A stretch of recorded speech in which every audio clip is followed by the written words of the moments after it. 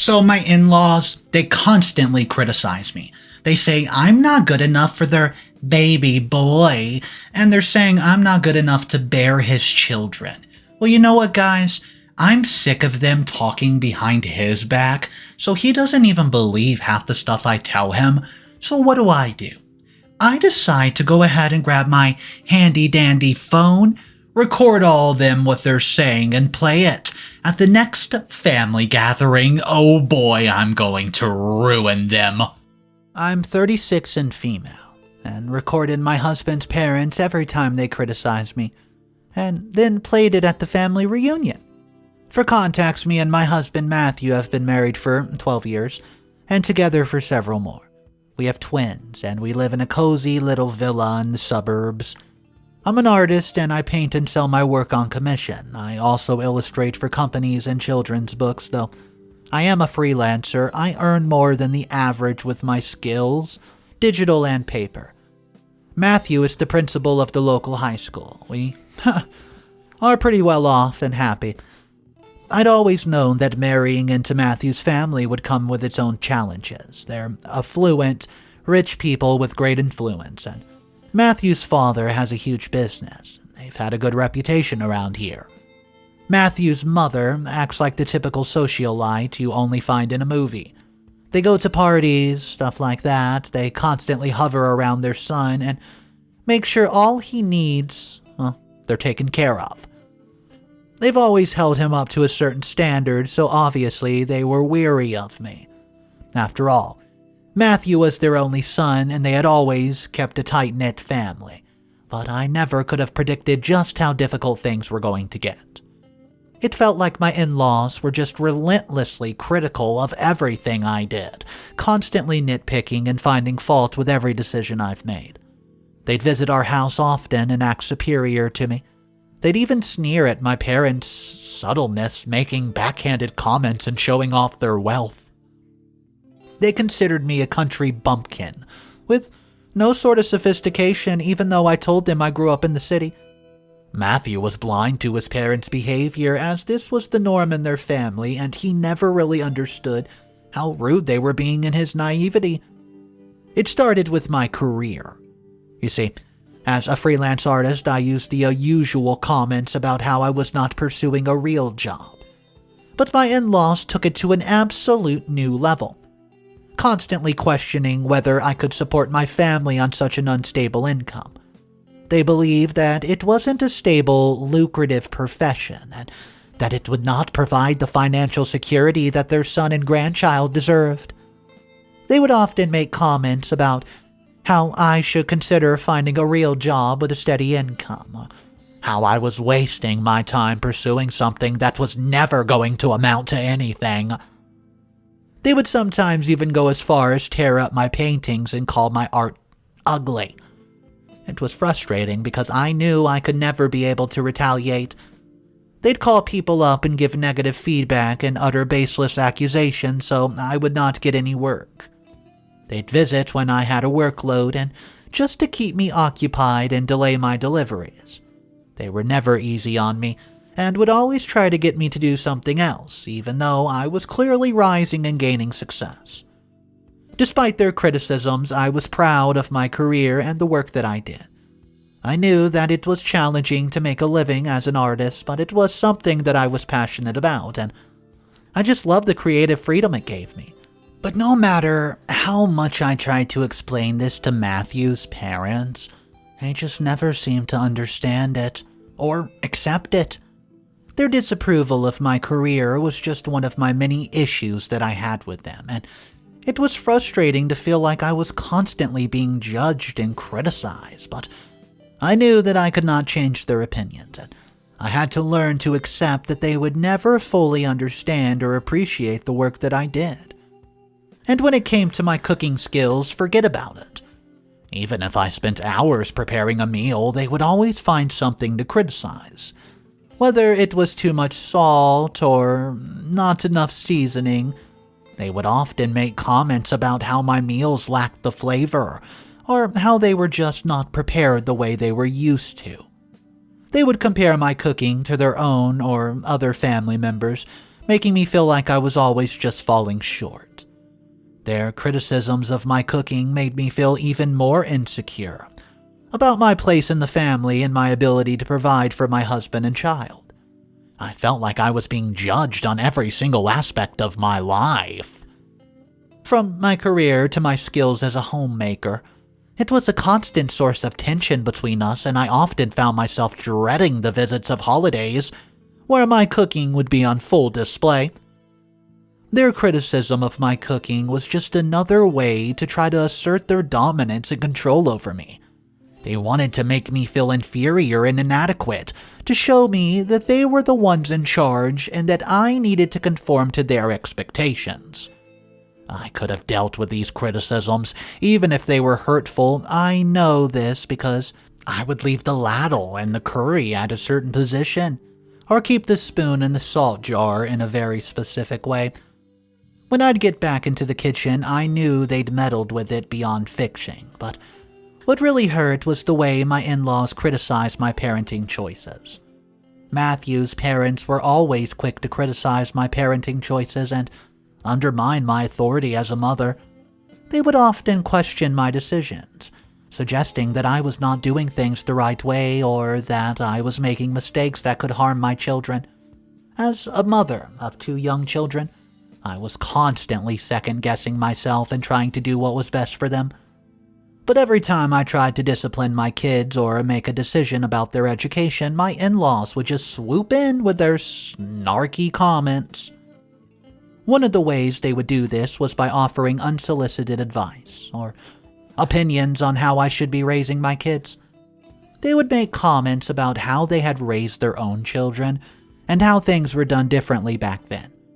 They would also suggest that I was too lenient or strict with my kids, depending on their mood or their situation. Their constant interference and undermining of my authority made it so difficult for me to feel confident in my parenting abilities. It felt like I was always being watched and judged, like I could not make a decision without their approval. It was absolutely exhausting and demoralizing, and it made me feel like I was failing as a mother. Another way that they would try to control the way I took care of my children was by disregarding my rules and boundaries when they were with them. They would spoil them with sweets and treats, even when I had asked them not to, or they would let them stay up late or watch movies that were not appropriate for their age. Whenever I would confront them about their behavior, they would just brush it off and make an excuse, saying things like, "Oh, it's just little treat," or "It's okay to bend the rules sometimes, you know." But I knew that they were trying to undermine my authority and show my children that they were the ones in charge. The day I truly felt that they crossed the limit it was one I'll never forget. It was a weekday and I was supposed to pick them up from school. When I reached there, I found out my children never made it to school. So I called Matthew, who had dropped them off as the primary school and high school were next to each other. Matthew was shocked. He met me at the school entrance and we looked for hours at places they could be. Finally, we went home to check if they had somehow made it safely back home. There they were, drinking Coca-Cola out the bottle, watching a horror movie. Matthew was so darn confused, but I understood. All my suspicions were confirmed when we asked the children where they'd been. They told us that their grandma and grampy had taken them at the entrance and took them on a day out for bowling, then straight to the arcade, and finally they wrapped it up at the McDonald's. They went to the supermarket while coming back and bought loads of junk food.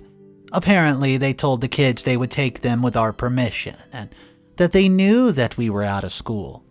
They apologized for causing such panic and comforted us. My rage only calmed down a bit after this sweet and thoughtful display of affection.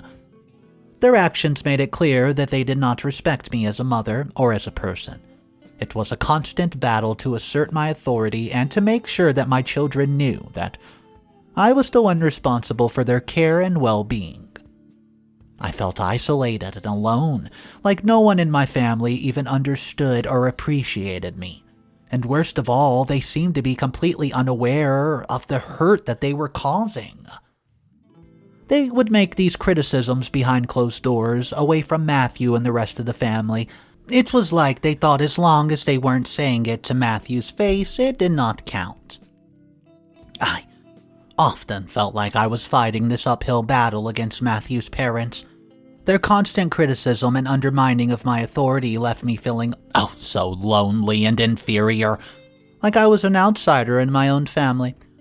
I often felt like I was walking on eggshells around them, trying to avoid saying or doing anything that might set them off. Their criticism of my career as a freelance artist and my parenting skills made me feel like I was not good enough, like I was always falling short of their expectations. I knew that they did not consider me worthy of their son, and it was one of the reasons why I felt so anxious and insecure around them. Despite my efforts to improve my cooking skills and assert my authority as a mother, I could never seem to win their approval. It was like they were looking for something to criticize, and I could never quite measure up to their expectations. As the years went by, I became increasingly delusional with the family dynamics. I felt like I was trapped in this toxic cycle of criticism and control with no way out. I longed for a sense of belonging and acceptance within the family, but it seemed like an impossible dream. One day, as I was venting to a friend Rachel about my frustration, she suggested I start recording my in-laws whenever they started acting like this. At first, I was hesitant.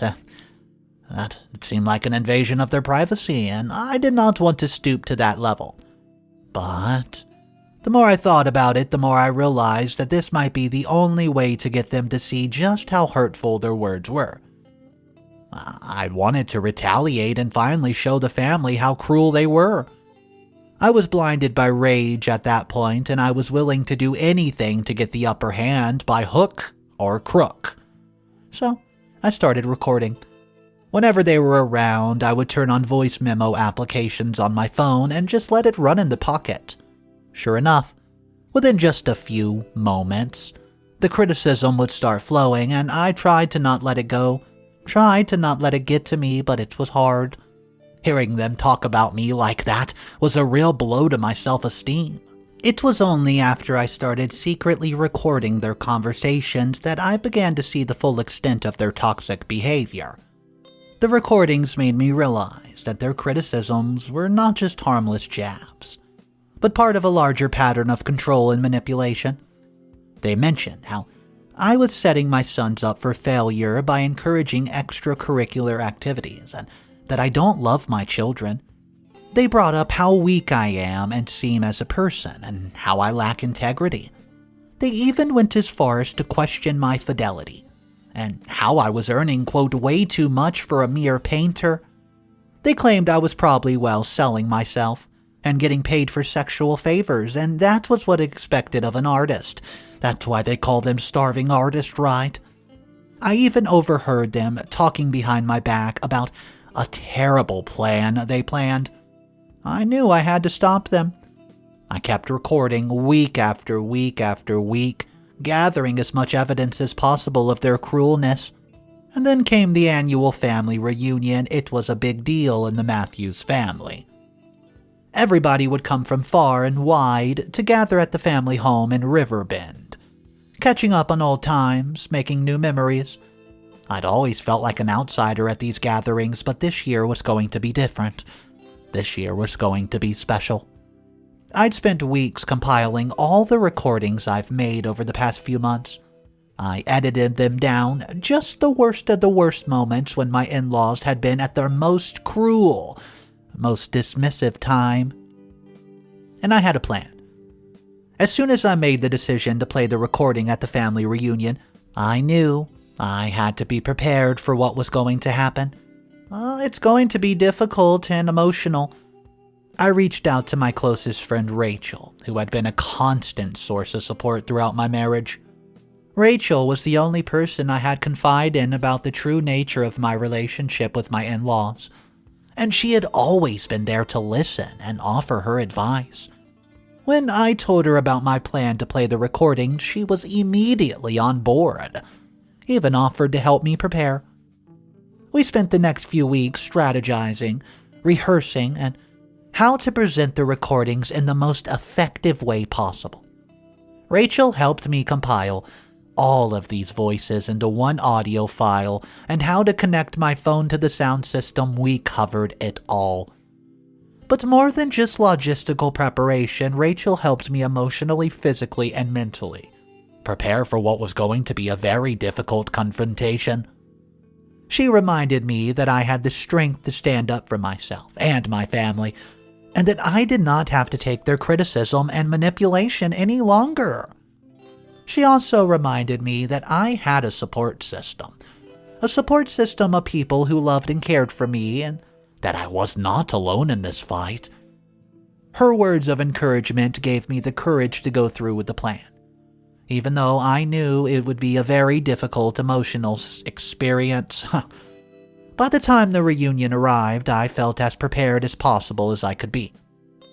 I knew within the next few hours we were going to emotionally be exhausted, but I was ready to finally stand up for myself and let the truth be known. And with Rachel by my side, I knew I could do it. During the reunion, while everybody was gathered in the living room, chatting, catching up, I snuck away to the sound system and plugged in my phone, and I hit play.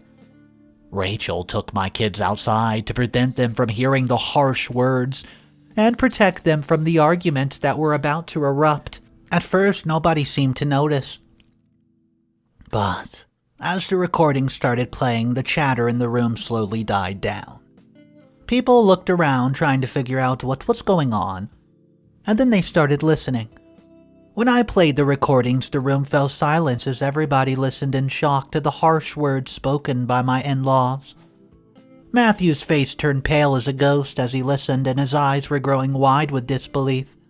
I could see the sheer shock on their faces as they heard my in-laws criticizing me, tearing me down with every word. It was like the room had been plunged into silence. Most of the recordings earned collective gasps and murmurs, but the part about me using my body to make my money rendered everybody in the entire room utterly aghast and speechless. And then, as the last recording played, the room erupted into chaos. My in-laws were shouting and trying to defend themselves, but it was clear that they were in the wrong. Everybody else in the room was simply stunned, unable to believe the cruel words that had been said. Matthew looked at me, his eyes wide with shock. He'd never known that his parents were capable of such hurtful behavior, and I could see his heart shattering because of it. For a second, I felt guilty and regretted my decision. I never meant to hurt anybody, just bring the truth to light. He came over to me and hugged me tightly, telling me that he had no idea how much I'd been struggling. He clasped my hand, reassuring me that it was going to be okay. After the recording ended, Matthew stood up from his chair and confronted his parents, demanding an explanation for their behavior, and his voice was shaking with anger and hurt as he asked them how could they say such hurtful things about his wife behind his back. At first, his parents tried to deflect and deny it, but Matthew was relentless. He played the recordings again and again and again, forcing them to confront the reality of their words. Matthew's parents glared at me, and Matthew's mother pointed her finger towards me, opened up her mouth, and began to speak. But Matthew shook his head so slowly, saying no. I felt a wave of relief just wash over me. It was like a weight had been lifted off my shoulders. Finally, everybody knew the truth about my in-laws, and I could stop pretending that everything was okay. I felt validated knowing that no matter what anybody said, my husband was on my side. My self-esteem rose significantly, and just that one head shake that he gave his parents, I felt so much better already. I was above their petty finger-pointing, and I did not need blames. I just had to get them to hear their own voice, and it was glaringly obvious who was at fault here. But there was one more recording to play. I've saved it for last, knowing that it was the most damning evidence of them all. It was a conversation between my in-laws, recorded just a few weeks before this reunion. In it, They talked about how they were going to break up Matthew and me, believing they could find a better wife for their son. My heart was pounding in my chest as I pressed play on the final recording, and the room fell silent once more as the voices of Matthew's parents filled the air. We need to find a way to separate Matthew from Olivia," said Matthew's mother as her voice was dripping with disdain. "I agree. She's not right for him. She comes from a middle-class family. She's obnoxious and outspoken and has zero etiquette. She cannot continue in this family. An artist, people that work for me are starting to talk. They don't respect me anymore. We can't have this whole person who's no better than a beggar rearing my son's beautiful boys. Honey, we need to find somebody more suitable." I felt a knot form inside my stomach as I listened to the words once again of his father, and I'd known that the Matthew parents did not approve of me, but I just never imagined that they would go to such lengths to break us up. "Well, what do you suggest we do?" We need to prove that Olivia is unfaithful. We'll source her payments and access her bank account. There's no way she's going to be earning by coloring some trash shapes on a piece of paper. I know she's probably getting naked with some socialite for the money," replied his father. "Once we have evidence of her infidelity, Matthew will see she's not right for him." "Well, what if she's not cheating?" "Well, people pay for any sort of rubbish nowadays, "Well, then we frame her. Simple as that. I know a couple of swine who could do practically anything to get in my good books. Well, we'll ask him to lie and say he was having sex with her in exchange for money. It's pretty easy to find somebody that'll help us out, trust me. We've got her this time." Oh. His mother laughed and continued, "Well, who do we choose to look after Matthew and our grandchildren? We need a splendid woman. I believe that a perfect replacement for her would be somebody more traditional and domestic. I want somebody who can cook, clean very well, who would prioritize their family over their career, who's more sociable and could fit in with their high society circles. She's just too much of an outsider and doesn't know the right social circles to fit in with our friends and family. In short, our ideal replacement would be someone who was a perfect homemaker, a great cook, a loving mother, and a social butterfly who could help elevate our family status. We could find somebody who fits the mold and make a better wife for our son than she could ever imagine to be. What about that friend of hers? Rachel it was. She seems smart and fluent in socialite languages, and she'd bring up the kids beautifully. I don't know whether she'd marry Matthew, though. She loves that stupid woman too much. Well, anyone can be bought with a little bit of money." I felt a wave of nauseousness wash over me as I heard the cruel plan. I couldn't believe that they were willing to destroy my marriage because they simply did not like me. As the recording played out, the room fell silent again. This time it was a bit different, though. There was no shouting. There was no arguing. Everybody was just listening, trying to process what the heck they were hearing. Matthew's parents looked at each other and realized that they had been caught. In the heat of the moment, his mother admitted to their criticism, and she said that she resented me for taking Matthew away from them and for changing their son in ways that they did not like. She claimed I was different, too different, and that I made Matthew hate them and not want to be with them, and she said I was a two-faced, no-good, toxic two-timer who could not take care of her grandchildren, and that she did not want Matthew to stray away from their love and upbringing. For me. She revealed that she had a deep-seated hatred towards me. The root of resentment was that Matthew's mother believed that I had stolen her son away from their family. Matthew's mother had a close relationship with her son before he met me, and she felt that I had come between them. She believed I changed Matthew, and absolutely not for the better. She resented me for taking Matthew away from his family and disrupting their close-knit dynamic. Furthermore, Matthew's mother had certain expectations for the type of woman her son should marry. She believed that I simply did not fit the mold of the perfect wife. and she resented me for not meeting her expectations. These feelings of resentment grew over time, causing Matthew's mother to become increasingly critical of me and all my choices. Well, it was a shocking moment, but it was also a moment of clarity. Very much so. Finally, my in-laws have admitted what they've been doing this whole time, and as hard as it was to hear, it was also a bit of relief. It meant that I wasn't crazy, that their criticism was not just in my head. The rest of the reunion was very tense. Several cousins came forward with their stories, and Matthew's childhood friend came forward, claiming that they tried to pay her to marry Matthew and seduce him. Matthew's parents hung their heads in shame, not able to respond or even face their extended family. There were arguments and accusations flying back and forth, but I tried to stay out of it.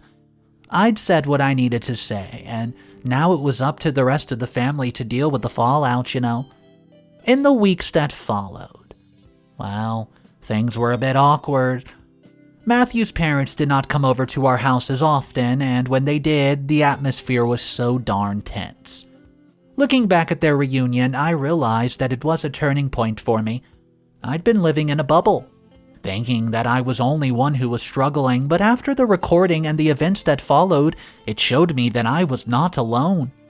That everyone has their own struggles, their own insecurities, and I learned that it's okay to stand up for myself, to speak out when something isn't right.